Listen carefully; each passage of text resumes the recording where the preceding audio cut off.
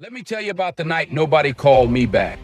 No texts, no check-ins, just silence. And in that silence, I found something I wasn't looking for. I found God. You think loneliness is punishment? No. Is purpose wearing a disguise? Stay with me, because what you're calling isolation might just be divine prepati. You know, there's a moment that comes quietly, not with thunder, not with fireworks. It slips in almost unnoticed. You're sitting on your bed late at night, no music,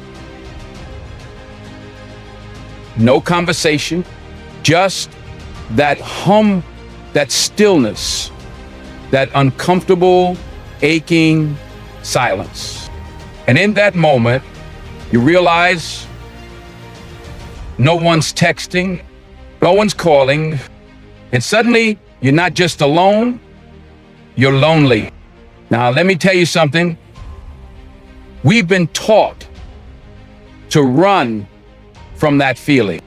We've been taught to fear silence, to drown it with noise. You turn on the TV, scroll through your phone like it's a lifeline. Call someone just to fill the void. Because somewhere along the way, the world convinced us that silence means something's wrong. That if you're alone, you're abandoned. If it's quiet, you're forgotten. But what if silence doesn't mean you've been left behind? What if silence means you've been set apart? You see, silence isn't always punishment. Sometimes it's an invitation. Like an invitation to come closer, or sit still, to listen to something deeper than surface talk, louder than applause, truer than the world's opinions. If you could. Because when everything else falls quiet, your distractions, your hustle, your ego, that's when God starts to whisper. And you'll miss it if you're afraid of stillness. Let me break it down. Silence is not the absence of sound. Silence is the presence of something greater. It's where clarity lives, where calling is born. It's where God does his most masterful work. Not when your life is loud, but when your soul is still. Sometimes he clears out the crowd so you can finally hear what he's been saying all along. That relationship didn't work out. That job fell through. Your calendar suddenly empty. That's not rejection. That's construction. He's making space. He's pulling you away, not to punish you, but to protect you from the noise that would drown your destiny. Because hear me, some of the greatest breakthroughs in your life will be born from the quietest season. And some of the loudest answers will come from the stillest nights. So when that silence shows up, don't run from it. Don't panic. Don't numb it with noise. Lean in, listen, learn, because silence, it's not empty, it's full of answers. Let me ask you a question. When was the last time you really sat still? I mean, no background music, no scrolling, no checking the time, just stillness. It's hard, isn't it? Because this world teaches us that motion equals meaning. That if you're not doing something, you must be falling behind. If you're not being seen, you must be forgotten. You're not surrounded by people, something must be wrong with you. But what if I told you that God does his deepest teaching in the quietest classrooms? See, when life is loud, it's hard to hear anything. Hard to know what's real. Hard to know who you are, what you're meant to do, because you're too busy moving, reacting, performing. But in the quiet, in that sacred, stripped down space of loneliness, everything gets clearer. And the deepest, hardest fought battle of my life, the life of, and that's where God does roll call. That's where he takes attendance and says, you thought I forgot? You thought this silence meant I left? Nah, I was getting the room ready. Because here's the thing. God doesn't need the crowd to reach you. He doesn't need a stage, a spotlight, or applause. He needs you fully present, fully surrender, fully open. And the only way he can get that is to sometimes remove everything else you've been leaning on. He'll let some folks walk away. He'll let the phone stop ringing. He'll let the doors you thought you needed slam shut. Not to break you, but to bring you to his classroom, where the lesson plan ain't on a chalkboard. It's written in your soul. That's where he teaches you about faith when no one's watching, about character when no one's clapping, about endurance when there's no cheerleaders, no music, no audience, just you and him. See, that's the classroom where champions are made. Not under the lights, but in the shadows. Not when everything's working, but when nothing is, and you choose to believe anyway. You can't fake it in that kind of silence. You can't perform. You can't impress. You just gotta sit there, raw, honest, real, and God will meet you right there. I've been in that classroom. Trust me. It ain't easy. You don't get a syllabus. You don't know when the lesson ends. All you know is that something in you is shifting. Something deeper is being written. When you finally come out of that place, you come out stronger, wiser, quieter, but more powerful. Because when God teaches you in the silence, that lesson sticks. So if you're in that space right now, if it's quiet, if life has slowed down to a crawl and it feels like everyone's gone but you, don't be fooled. You're not being punished. You've just stepped into God's classroom, and class is officially in session. And let me tell you something most people don't realize. You don't grow in the crowd. You grow in the cave. You grow in the shadows. You grow in the moments when it's just you and the silence staring back at you. See, everybody wants elevation. Everybody wants the spotlight, the platform, the recognition. But nobody talks about the isolation that comes before the elevation. Because before God reveals you, he conceals you. He pulls you back, not to bury you, but to build you. He removes the noise so he can strengthen your voice. Because truth be told, if he gave you the platform before the process, the pressure would crush you. Now, you get to give him everything. She's the home like that.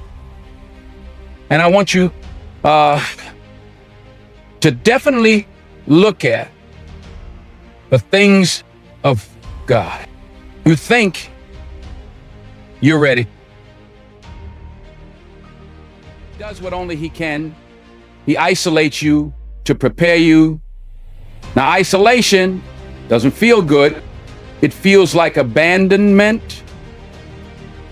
It feels like silence that won't end. It feels like scrolling through your phone and seeing people move on without you, succeed without you, be seen without you. I want you to know God would use you, but won't. But don't confuse isolation with rejection. Sometimes isolation, because the wrong crowd can contaminate your calling. The wrong circle can distract you from your purpose. So when God sees you drifting, when he sees you depending too much on them and not enough on him, he says, come away. I need your full attention now. That's when he starts breaking things off of you. Bad habits, small thinking, insecure attachments, not to hurt you, but to refine you. Because gold doesn't get its shine in public, it gets its shine in the fire. And the fire is lonely. The fire is quiet. A fire makes you question everything, but it also reveals who you really are. Think about it. Every great leader, every world changer, every soul shifter, they had to walk through a season of isolation. Moses had to go to the desert. Jesus had to go into the wilderness. David had to hide in the cave. Joseph was thrown in a pit and left there. And yet, that pit, that cave, that wilderness, it wasn't the end. It was the setup, the molding ground, the launch pad. Because when God isolates you, he's not trying to erase you. He's preparing to introduce you. So while others are out there trying to be seen, trying to go viral, trying to get noticed, you're being built in secret, and you're becoming unshakable. You're learning how to stand without applause. You're learning how to hear your own voice when nobody's echoing it back to you. And let me tell you, that kind of strength, that kind of clarity, it can only come from isolation. You can fake a persona in public, but you can't fake purpose in private. Isolation reveals what you carry. So if you're in that space now, that lonely season, that quiet corner, that wilderness, when nobody's checking on you, nobody's calling your name, don't rush to escape it, because God's not punishing you. He's producing something in you that the world isn't ready for yet. But when it is, or when it is, they'll wonder how you showed up with so much strength, so much clarity, so much authority, and you'll just smile because you know the answer. You met yourself in the cave. I remember a night, and I'll never forget it. It was quiet. Not the peaceful kind of quiet, not the kind you light candles to or sit back and relax in. So this was the kind of quiet that makes your skin crawl. The kind that feels heavy, like the silence is pressing in on you from every wall of the room. I was sitting in my place, phone face up, on the nightstand, screen completely black. No texts, no calls, no missed notifications, just stillness and me. Now let me tell you, I've had moments of solitude before.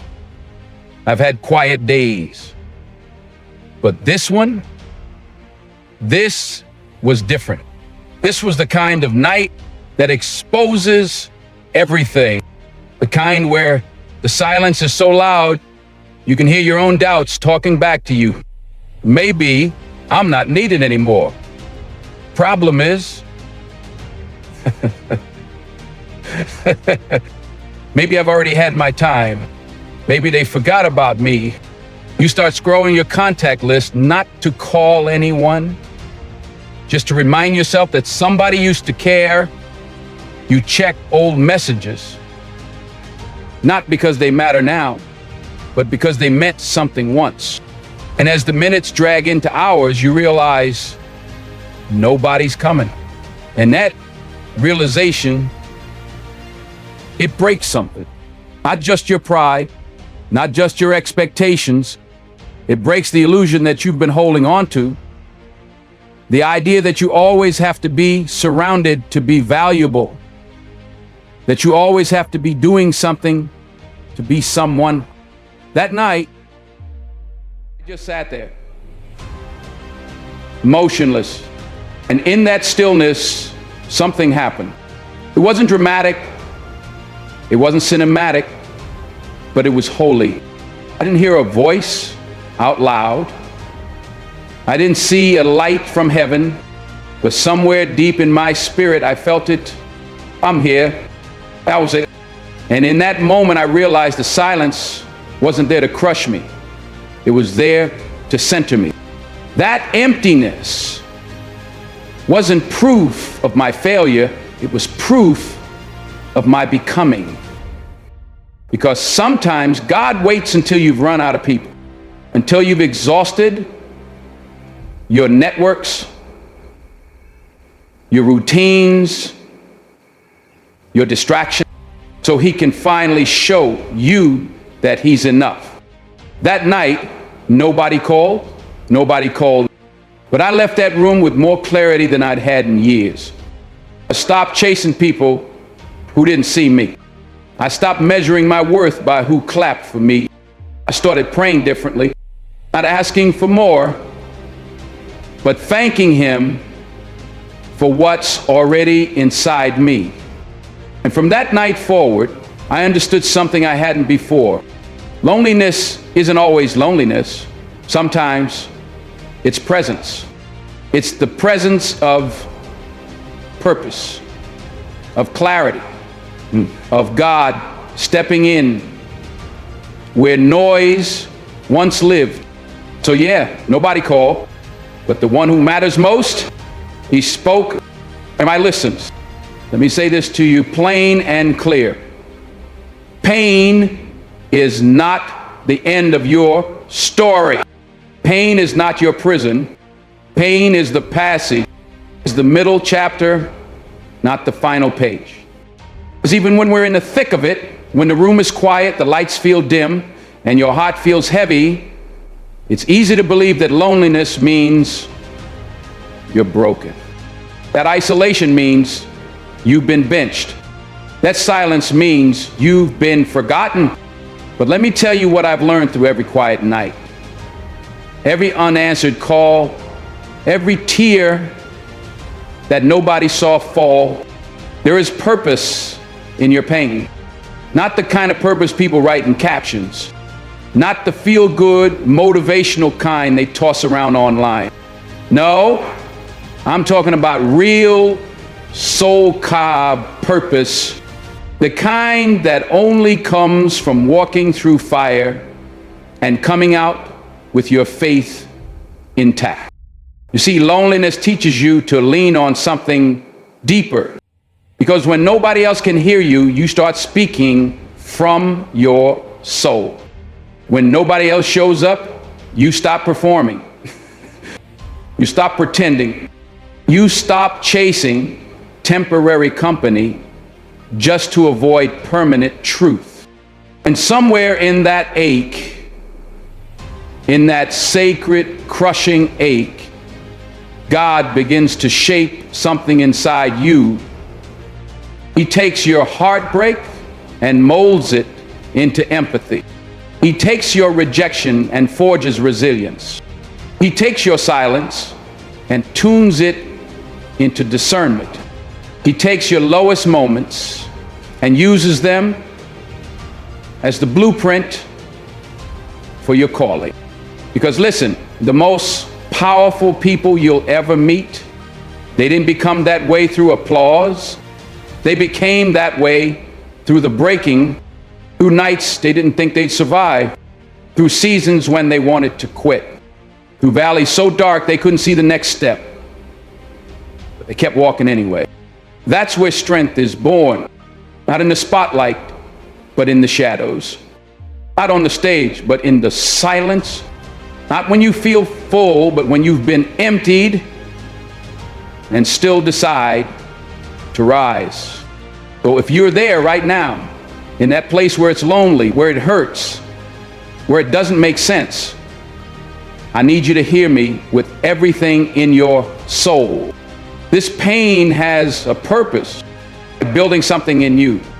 It's preparing a platform you can't see yet. It's carving out a voice you didn't know you had. It's writing a story that someone else will one day need to survive. Because when you come through this, and you will come through this, you won't just have strength, you'll have substance. You'll have compassion. You'll have fire in your eyes and truth in your bones.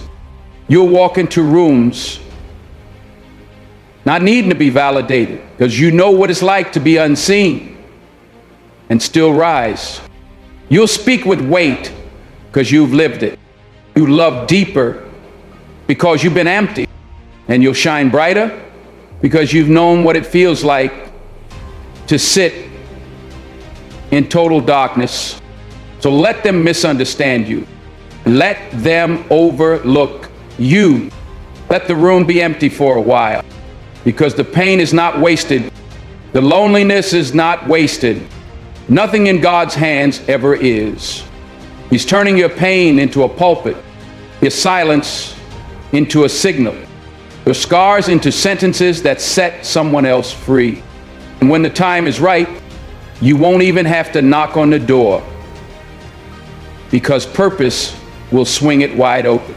So now you know loneliness is not your enemy. It's not a curse. It's not a sign that you're off track. It's divine. It's intentional. It's necessary. It's before purpose comes pain. Privation comes isolation. Before clarity comes silence. And I know it hurts. I know the nights feel long. I know it's hard when nobody sees what you're carrying, when you're fighting battles no one claps for, when your heart is full of questions and heaven feels like it's gone quiet. But I need you to trust this. God does his best work in the dark. He births greatness in the shadows. He grows warriors in the wilderness. He whispers destiny in the stillness. So don't despise the loneliness. Walk through it. Learn from it. Let it shape you. Let it strip you. Let it strengthen you. Because the same silence that's making you question everything is the same silence where God is constructing everything. And when he's done, when the refining is over, when the time is right, when the oil on your life has been pressed and purified, you won't just walk into your purpose. You'll own it, because you didn't skip the process. You didn't run from the loneliness. You let it become holy ground. So when you leave here tonight, don't pray for the crowd. Don't beg for the noise. Don't chase after the applause. Pray for strength to sit in the silence, to embrace the stillness, to trust that even in the quiet, you are being written into something eternal. Because loneliness isn't a pause in your story. It's the chapter where God picks up the pen, and what he writes next will change everything. Thank you.